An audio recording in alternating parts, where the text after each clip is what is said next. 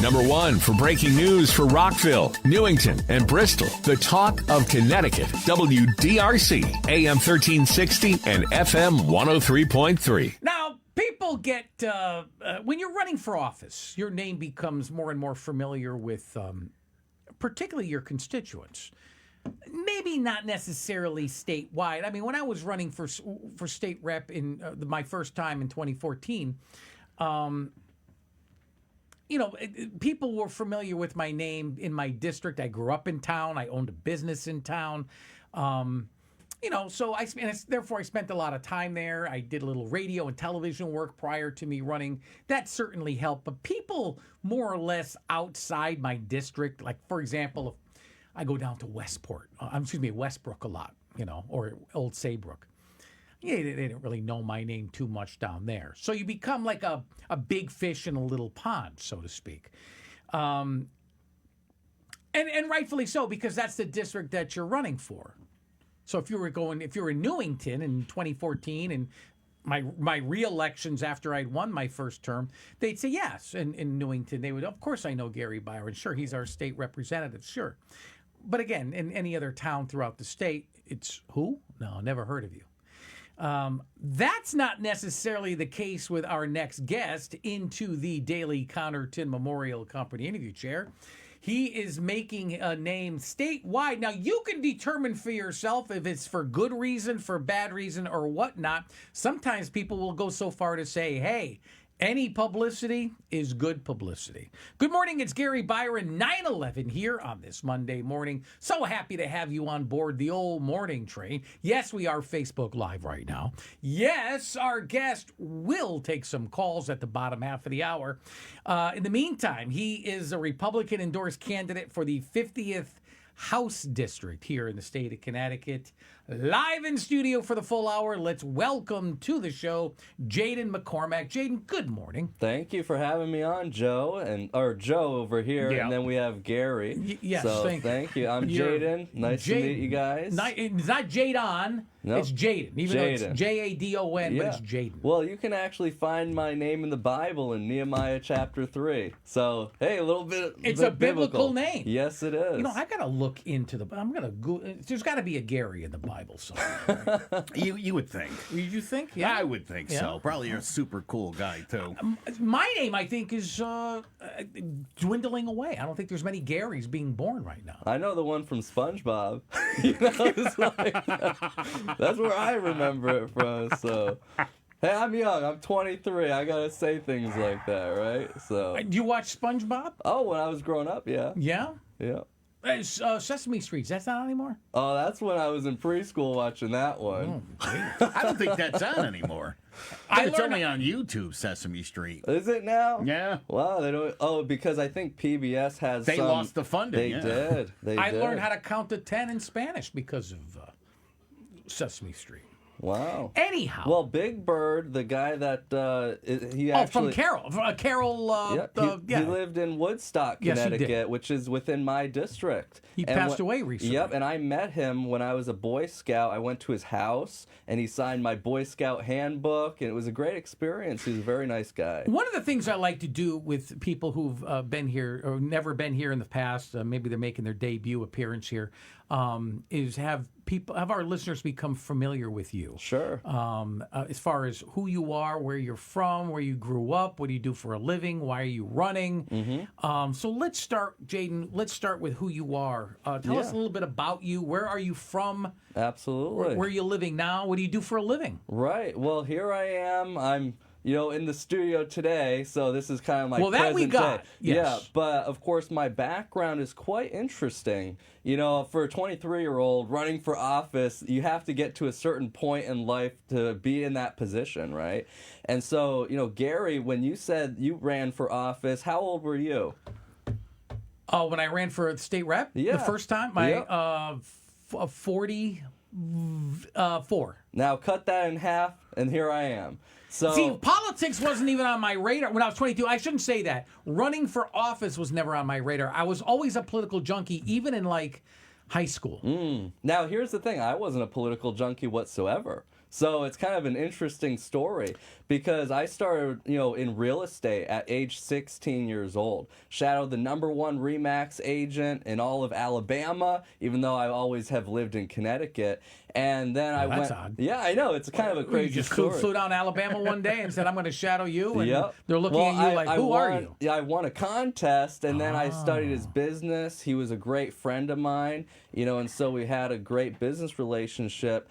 And so I started there at age 16. And then at 18, I got my real estate license. Then I did property management for a while. And then I also managed multi-million-dollar budgets in real estate and had a great career until, I was like, you know what? They're, killing me over here with all the red tape in business, entrepreneurship. I was doing different operations.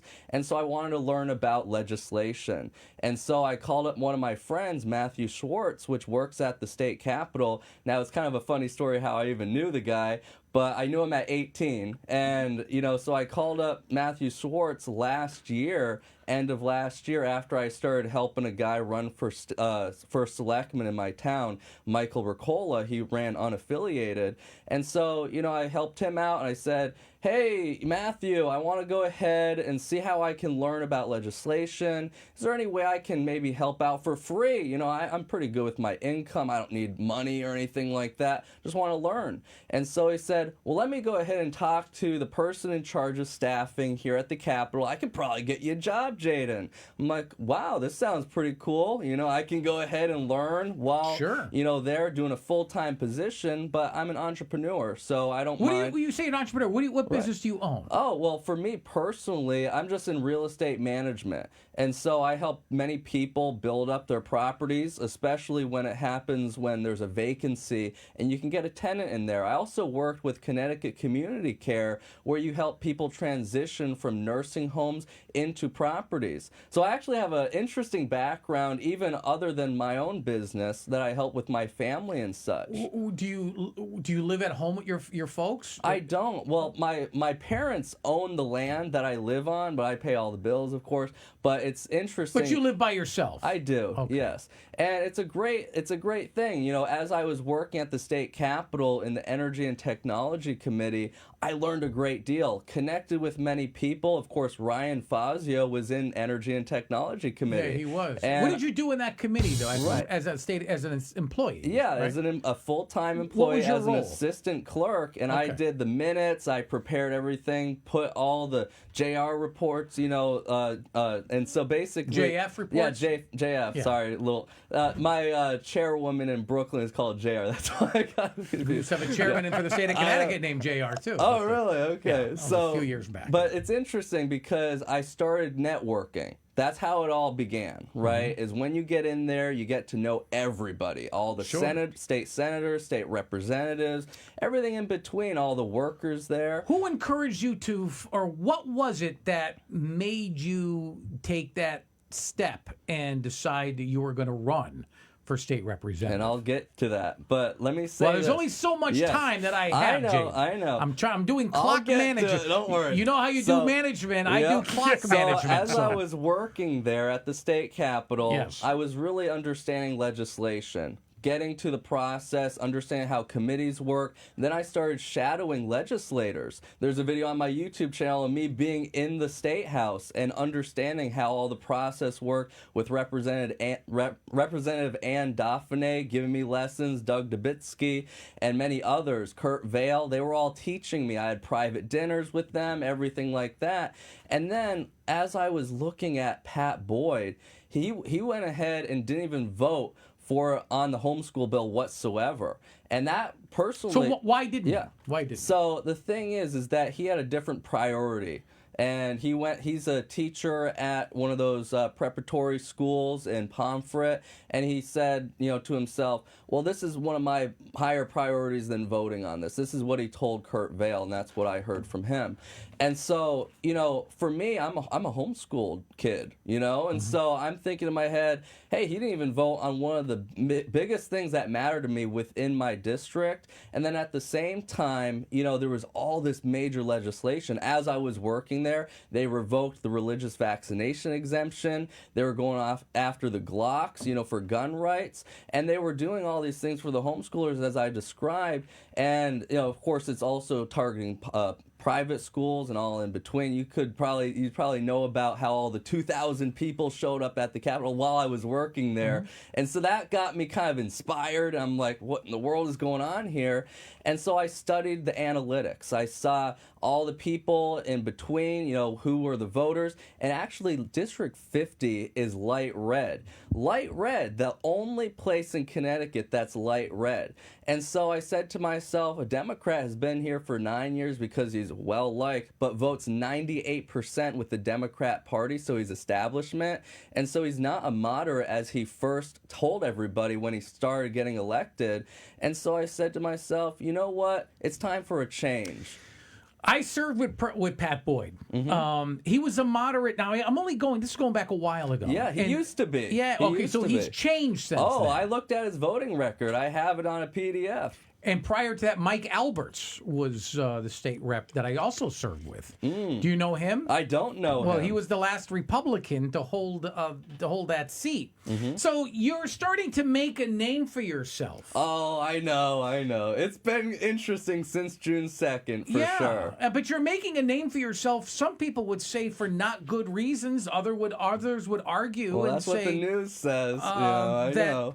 So you face some bipartisan condemnation for your comments about the LGBTQ people. So True. do you stand by those remarks today? And if so, how do you kind of square them with serving all your constituents? Because when you get elected, you're going to have constituents that you need to serve that are part of the LGBTQ community. Absolutely. Well, obviously, I don't think they're going to be voting for me. Those people. But when you win, they would still be your constituents. Absolutely. I guess that's my point. But here's the thing, right? I am here for the quality of life, the improvement of the society that we live in. District 50 is one of those communities that were very against any kind of LGBT for a long time. I even spoke about this on an X space where we were talking about Icebox, a great business that was down the street from me that closed down. And they put, a drag queen story hour with ice cream there. And so people were enraged about that. And so, my district, though, there's people probably in Woodstock, Connecticut. I see, the gay flags everywhere in Woodstock on the corner there. I used to live in Woodstock, by the way. And, I know there's different, pockets in my district that have promotional things like that. Maybe people fly the pride flag, whatever. But it's not a large amount of people in District 50, as it would be in maybe a city. So let me give you this, or ask you this, just for clarification. What exactly did you mean when you called Pride corrupting? Oh, yeah. And do you believe LGBTQ residents should be treated as equal citizens under the law? Well, right now, we do have the law as them equal citizens. Prior to that, in 1971, it was actually illegal in the state of Connecticut for any sodomy to occur. And so, it's interesting because my understanding here is before 1971. And then I also like, how it used to be in the founding of the state of Connecticut until 1812 with the death penalty. And of course, I am for the death penalty for pedophiles and mass murderers. Sure. And they got rid of that in 2012 in the state of Connecticut. So I want to go ahead and be an advocate for those. But not every homosexual is a pedophile. I think so. I very much do think pedophiles so. have to do with children. I know, but there has been a big study on that. But if there's two consenting adults who are they're adults, and what they do in their bedroom, as long it doesn't involve children. Look, if they did not have it legalized, they would be targeting children. We already have the data for that prior to it being legalized. And so that was their easiest target prior to them being able to have that choice to have two consenting adults. So yeah, I know it is controversial. That's why I'm on the news. That's why the governor's denouncing me. The whole Republican Party's against me just because I'm against the gays. Like, come on. I actually have good legislation behind my back here. I want to eliminate the public benefits charge on our electric bill. All right, everything in between. Let me take a 60-second break here, and we'll pick up where you left off. More with Republican candidate for state representative in the 50th district, Jadon MacCormack, right after this. When my mom needed home care, I worried no one would understand her. She speaks Russian, and it's her homeland language. That's why we chose Euro Home Care. They're a different kind of home care, specializing in caregivers who speak European languages. So my mom feels heard, safe, and at home. Whether it's Polish, Italian, German, Greek, or any European language, Euro Home Care connects your loved one with someone who truly understands. Visit EuroHomeCare.com because language is caring. That's EuroHomeCare.com. Columbia Dental was born from a real emergency when no dentist would help a young boy in pain in a weekend. That boy, he grew up, became a dentist, and built a better way. Today, Columbia Dental is here for you 7 days a week. One day, same day, 7 days a week. Visit ColumbiaDental.com. Hey, it's Mark Papa. Check out On the Mark at its new time on Saturdays, 9:30 a.m. on Talk of Connecticut, where we'll discuss important topics that every retiree should know to protect you and your family from financial and health hardships. That's Saturdays, 9:30 a.m. on Talk of Connecticut. He's conservative, and he's a little in the middle. The Talk of Connecticut Morning Show, 103.3 Hartford and 104.5 Litchfield. 25 minutes after the hour of 9 o'clock, our guest is Republican candidate for state rep, Jadon MacCormack. Jadon, you seem to judge the gay and lesbian community. Sure. But you should not judge. Doesn't the Bible say you should not judge? There's only one judge, that's our Creator. Oh, well, that's a big misunderstanding in the Bible because you can judge. Of course, you don't want to be a hypocrite, but you need to be a judge. That's why we even have laws in the Bible to be able to pick and say, hey, this is a sin. This has to get right. You have to go ahead, get back on track, and of course, repent. And so the Bible is very much... But Jesus himself said you should not judge. That is, okay, what are you referring to? What Bible verse? It was in regard to the adulteress. Oh, so the adulteress that the people went ahead and brought to Jesus Christ, and then he wrote in the sand? They were going to stone her, and he did the Jesus fish in the sand, right? Well, we don't know what he wrote, correctly. but of course, yes, he did do that. But that was just showing that Jesus Christ is the only one that can go ahead and forgive somebody from a death penalty sentence, such as something so But their horrid. decision is between them and God, not between them and Jadon. Oh, well, that's why we want the government as well. This is what the Bible talks about throughout, having the government make those decisions through a good judicial system. Of course, that's what our founding fathers also agreed with what the Bible said. We had, all these laws put in place until it was revoked. The death penalty in 2012, if you went ahead and said, let's just go ahead and not have the death penalty anymore, you're in agreement with the modern day people since 2012 of Connecticut.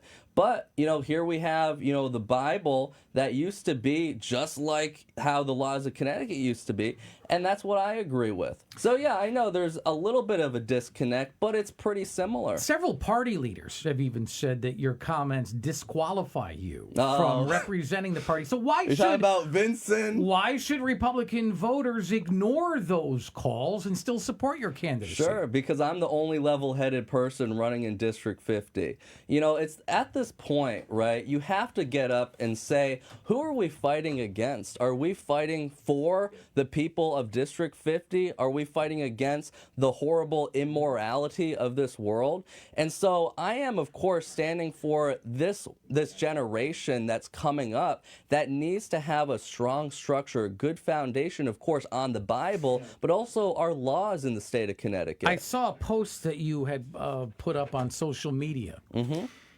Listen, if you don't subscribe to the LGBTQ lifestyle, and I don't, I'll admit that, good, and I think my listeners already know that.